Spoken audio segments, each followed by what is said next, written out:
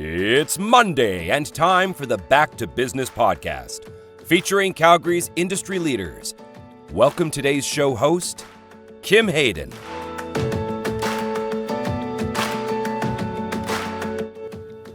Did you know that June is Men's Mental Health Month? And you know, nothing creates pressure than the world around us, the pressure to perform, the pressure to provide, the pressure to be present. And our guest today, Mike Cameron, is here to talk not just through the lens of men's mental health, but all the components that go into helping men be as healthy and present as they can be. But first, our land acknowledgement. We here at the Calgary Petroleum Club, in the spirit of reconciliation, honor and acknowledge that the land on which we learn, work, and live is Treaty 7 region of southern Alberta. This place is the traditional homeland for the First Nations and Métis peoples, and today we all are part of this treaty land. All right, Mike, welcome to the show. Glad to be here. I'm excited. You know what? I'm probably not as excited as I am because I have had my head in this space of business speaking, and even May is mental health, June is men's mental health. There's a lot of shifts happening in the world. And when I saw your name come through our calendar for interview, I knew that this could be a really good conversation in addressing so many of kind of the gaps that are within our society and systems here in North America.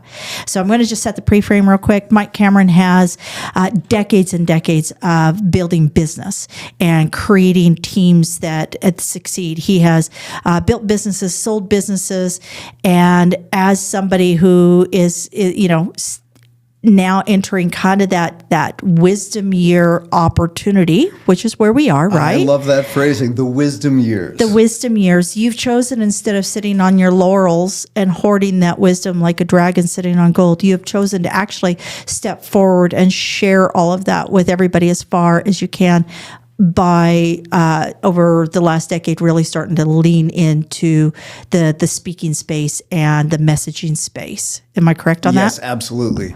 Yeah, I've come to realize how important, I think that the most underestimated threat facing humanity is the emotional disconnection of men in society. And so we'll get into it, but I just couldn't sort of sit silently and not do something with what I've learned, with what I know, and do my best to utilize my skills and talents. And as a mother of two young men, I and a daughter, so I get to see both sides of the spectrum.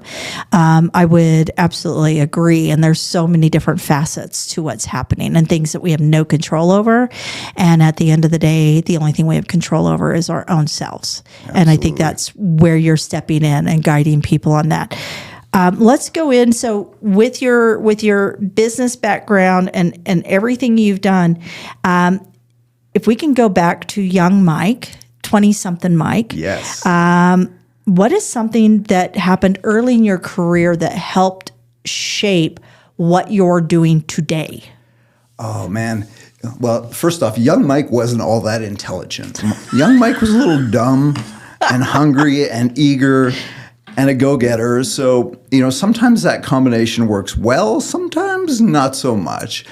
When I was in my mid-20s, I found the mortgage brokering space. I was actually raising funds for private development companies, and we did very well. And long story short, I ended up working for a bunch of crooks, and it was the largest Ponzi scheme in BC history at the time, 1997.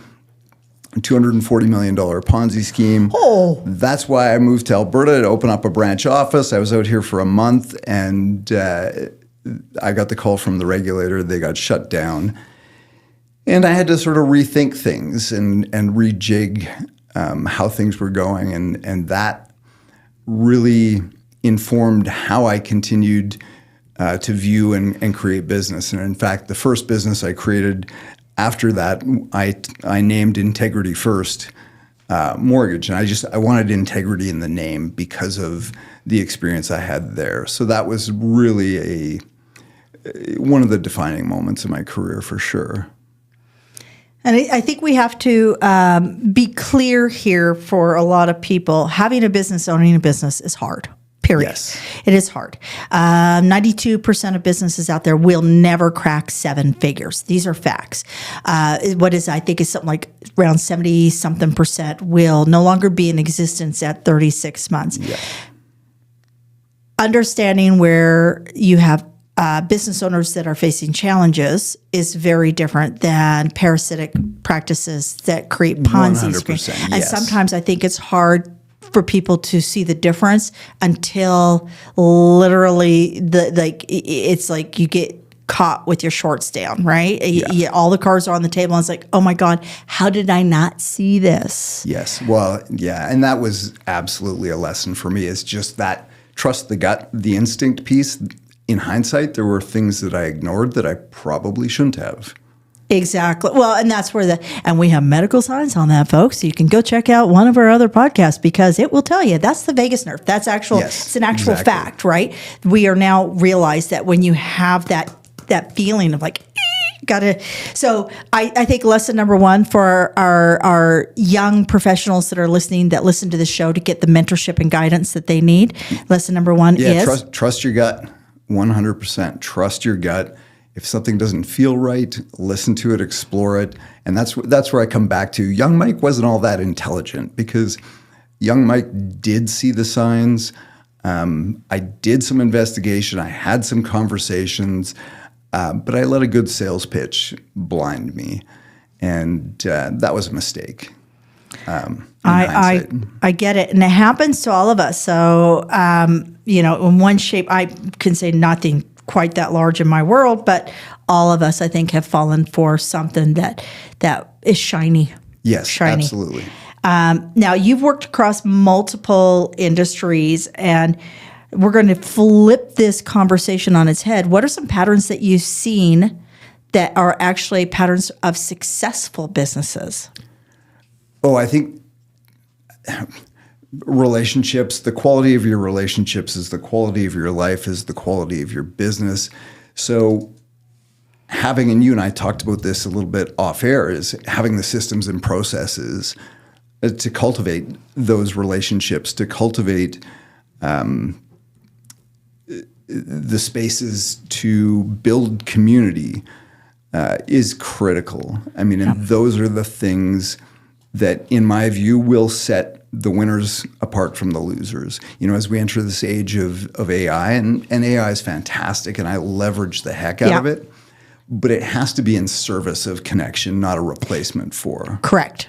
Actually, there was new studies that companies that trimmed out a lot of their staff for AI efficiencies are actually bringing staff back, but in different capacities. So understanding how to work in tandem with AI. So they're understanding it can't just be AI. It has to be a human in the loop system, right? Absolutely. So when we start moving forward through that, and again, a lot of people are right now working in silos. Yes. Right? Yes. They're working by themselves, right? And we're going to see more and more and more of that. So I kind of view it as microeconomies. We've had these big, giant macro economies for a long time, big companies and everybody's got a job, and those are squeezing everybody out, right? Those are making a necessity for people to take their top thinking and turn it into some sort of fractional position, consultant position, something along those lines, right? Even mentorship spaces, things like that. When we start looking at your business acumen and where the world's currently sitting and where your focus on working with men within their mental health, and we know that men, the ability to hunt, gather, kill it, and bring it home is directly related back to their core fundamental psychology. How do you see all of that start coming together? Or what are some of the solutions that you see? So for me, again, I talk a lot about what I would call emotional connection. And that's connection with self, connection with others, and connection with the community or the world around you. And in that Venn diagram of sort of leadership, sales, and mental health or well-being, that emotional connection piece is right in the center. Yeah. So it's been interesting for me, this journey, because when I first started these conversations, I had a friend reach out to me. There was a rash of deaths by suicide down in southern Alberta a number of years ago, and a friend of mine who's a speaker specifically in the mental health space reached out to me and said, we should really do something. We should do an event. And I said, yeah, I'm in, but I don't really talk about mental health. And he just kind of looked at me funny and he said, dude, he says, everything you talk about is mental health. And I was like, oh. Yeah, I guess I'd been resistant to frame it that way. And just because there is this stigma around mental health and having these conversations, and even I struggled to sort of name it that. And maybe partly it was a business thing, because who's going to hire you to talk about mental health? Companies want to know about leadership. They want to know about sales. But the reality is you can't have high performance in any of those arenas without that overarching or overall well-being, and you're talking to I joke and I just call myself, I'm just a burnt out CEO trying to figure it all out. And I think having the capacity to look at these things from a holistic lens is really powerful. And that power of being sort of the generalist over the specialist, I've talked about this for probably close to 20 years now. And I used to get a lot of pushback on it. Oh no, specialists. Think about the brain surgeon. They make so much more money and da da da da. And I just kept thinking, the problem with specialist is they can be outsourced. And as soon as somebody is a specialist in your area and can do it for cheaper, think AI, you're irrelevant. But it's the generalist that can actually bring everything together that really moves the needle and can drive performance. And for me, that's where I see the advantage that I have. I've got the business side of the equation. I've dove into the mental health side of the equation for the last decade, after tragedy sort of shaped where I go or where I went. That really helped move the needle on that. And so being able to see that big picture, and of course, organizations want to know, what's our ROI? What's our return on investment if we're talking about these things? And so bringing all of these pieces together, I think, is critical as we move forward. Okay, I'm gonna, and I have to be clear here. I know you're not a medical doctor, so we're not here to diagnose anything. However, you've said something that is somewhat fascinating. So we've talked about the suicide, and we've talked about the generalist, and we're talking about entrepreneurs. Well, one of the common traits in a lot of this is ADHD. Suicide ideation is a very common side effect or aspect to ADHD. And if you don't know what that is, I didn't know what that was 2 years ago. And yet I myself had challenges with suicide ideation. And then when you have circumstances beyond yourself and community that has eroded, that's where that ideation becomes factual. Mm-hmm. And men actually have a higher rate of whereas women have a more of a call for need. So let's take a look at this through the lens of the entrepreneur, the business developer.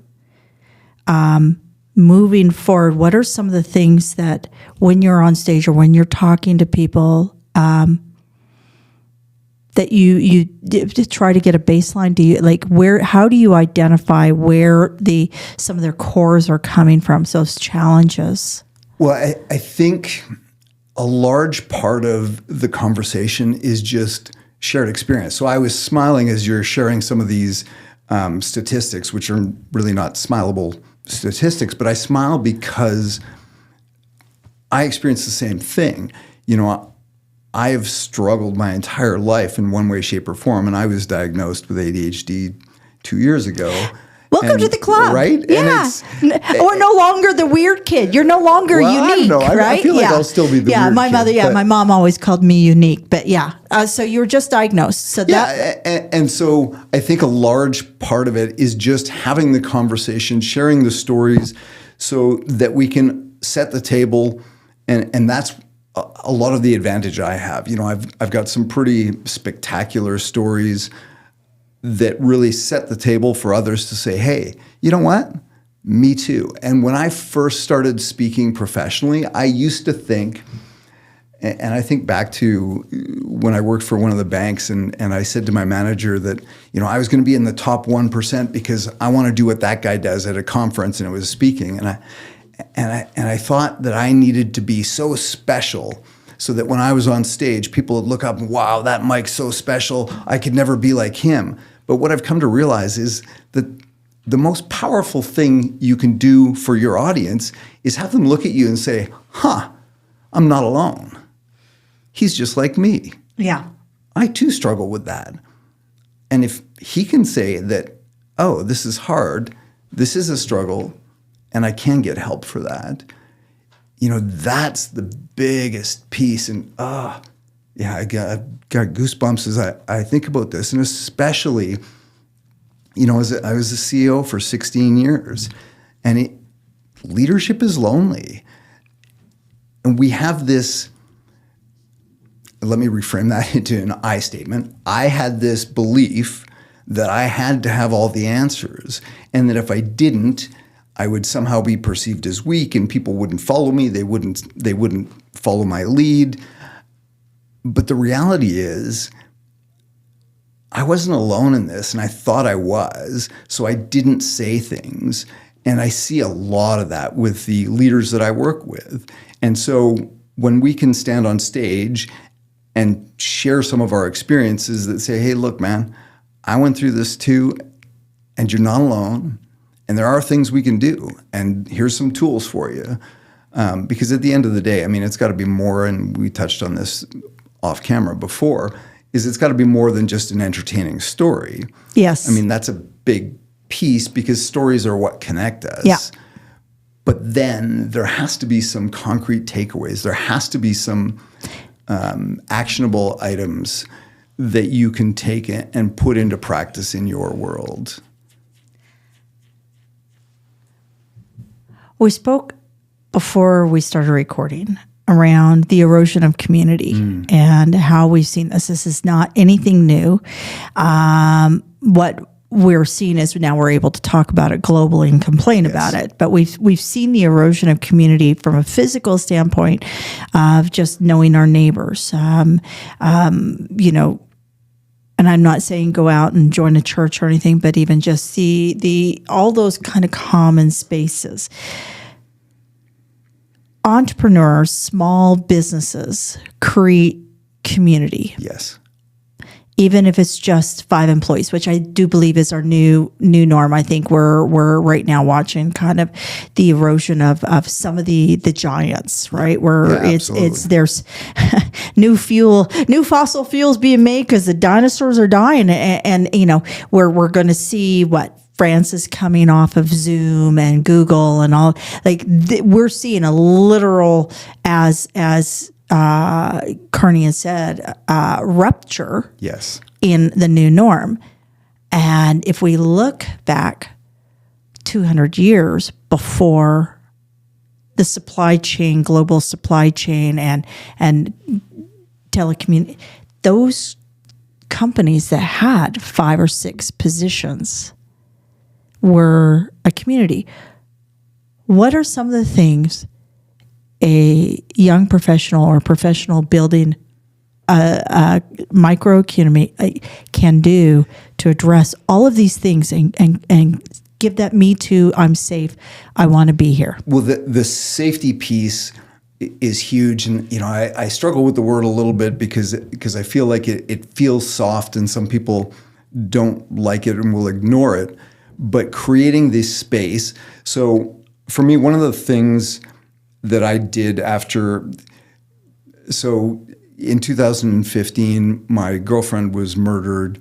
by an ex-boyfriend who subsequently took his own life. So I started an organization called Connected Men, which is really just a small community or groups, men's groups, where guys can get together and just share their experiences. So when we're talking in terms of businesses, and I do this work in business as well, I had the opportunity to go up and share some things with one of the oil companies up north for their fly-in, fly-out workers, and creating small pods of community even within those larger communities is really where the connection happens.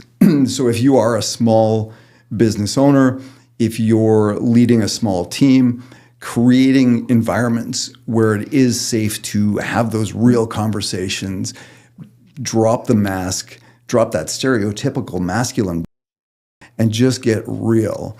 So one of the practices is just the 2-word check-in. So every meeting that I lead, I will lead with a 2-word check-in, and we'll just quickly go around the table. Just give me 2 words. How are you feeling right now? No story, no context. I don't want to know the why you're feeling. Just give me 2 words. So I'm Mike. I'm excited. A little nervous. Boom. That's it. How about you? What's your 2-word check-in today? I'm grateful and present. I like that. So when we do things like that, like just the ability to, and you sort of touched on earlier, you were a little frazzled as we got started because you have some things going on in life, but just when you can articulate that feeling frazzled, but I'm excited, right? It just dissipates some of that tension for the listener, and you as the leader, okay, now I know where Mike's sitting today. It's like, okay, so if he's giving me grief when I'm trying to get him to do X, Y, and Z, it's not because he doesn't believe in X, Y, Z. It's because he's feeling frustrated, and he was frustrated when he came into the meeting. So, it could be that his kids wouldn't do what he told them this morning or whatever. But yeah, just creating that environment. So that 2-word check-in is incredibly powerful. That's one of my favorites for sure. So for young leaders, finding little practices, and I call them experiments. So I have what I call the Connection Lab, which is just a bunch of different experiments that people can try because not everything works for everybody. Maybe some teams don't respond to that and they just don't like that 2-word check-in, but there are other things that you can try. And I think that I believe that on every front, if you're willing to step up and speak up, you also need to be able to help lead and create space. Yes. Creating space is critical. One of my favorite authors, and you probably know this one, Bob Berg from the No Like Trust. He's the one that coined that term. You're old real estate back-ended like I am, so you'll get when I talk about this. So we talk about his books, Go Giver and Go Giver Sell More. I interviewed Bob. Really? He's one of my favorites, and So I actually recommend his books to everyone. So I got goosebumps because the night before Colleen was murdered, we went out for dinner, and I was just releasing the podcast with John David Mann, with Bob. And we had an incredible conversation because we were sitting on our nest chair, and she was reading The Go Giver, and I was reading something else, and she kind of put it down, and she kind of looked over at me, and she said, "Hey, I got a tip for you on adding value," because if you remember, chapter 1 is about adding value. I said, "Oh, what's that?" She said, "Well, when you think I look pretty, you should tell me." And I went, "Oh, well, of course I think you look pretty. I always think you look pretty." And then me being the cheeky guy that I am, I said, "Well, how about this? If I think you look ugly, I'll let you know. Otherwise, you can just assume that I think you look pretty." And so we ended up having this wonderful long conversation about the importance of sharing with folks what they mean to you. That was the Thursday night. She was killed Friday morning at 6 a.m. So yeah, when you bring up Bob Berg, very special place for me. And I shared that story with Bob and John David Mann, the co-author of The Go-Giver. He actually wrote a piece on that. Wow. Literally is one of my, because we talk about the conversations. That's one of the things that Bob was really good at, is identifying that when we're having a conversation, you're having another dozen in your head. And unless you do the 2-word check, unless I know where you're setting, I may misinterpret what's coming back and forth, because I got a dozen of these going on right now. I've got, all sorts. You've got, and as I think we get fed more information, more content, more, it could be misinformation. It could be rage bait. There's so much stuff going on that without having a 2-word check-in or having some sort of flag. I'm really good at telling people right off, hey, I talk a lot. I will ideate until the cows come home. I'm ADHD. Join me in this journey, but be prepared. It's going to be a long trip in a short time frame. And not a lot of people are good at being very clear with people what they're. Well, and I think, back to your question about the young leaders, one of the most powerful things is to create that common language so that it's easy. So I don't have to explain 7,000 things before you understand. So my partner, Michelle, and I, we have this thing we call forehead time. We were having a moment, and I don't know if, I don't even remember the moment. It wasn't a disagreement. I think she was just feeling a little off. I was feeling a little off. And as I said goodbye to her, we kind of came together at the door, forehead to forehead. And we just sat there for 30 seconds. And it just it was one of those moments. And from that time on, forehead time became our thing. Anytime we were feeling a little disconnected from each other, I could say, hey, babe, you know what? I need a little forehead time. And I didn't have to explain anything. I didn't have to say that, I'm feeling low because, or I'm feeling disconnected because something you did made me angry, or I don't have to explain any. I just say, I need a little forehead time. And immediately she knows, okay, Mike's feeling a little disconnected. We need some connection time. And maybe that's, we go for a beer and nachos, or, maybe we go for a walk or a trail run together or whatever it is. But it's that common language. And when we can do that in leadership and business, it makes things so much easier, because now your team doesn't need to explain the full context of everything. They can just say, need a little forehead time. Got it.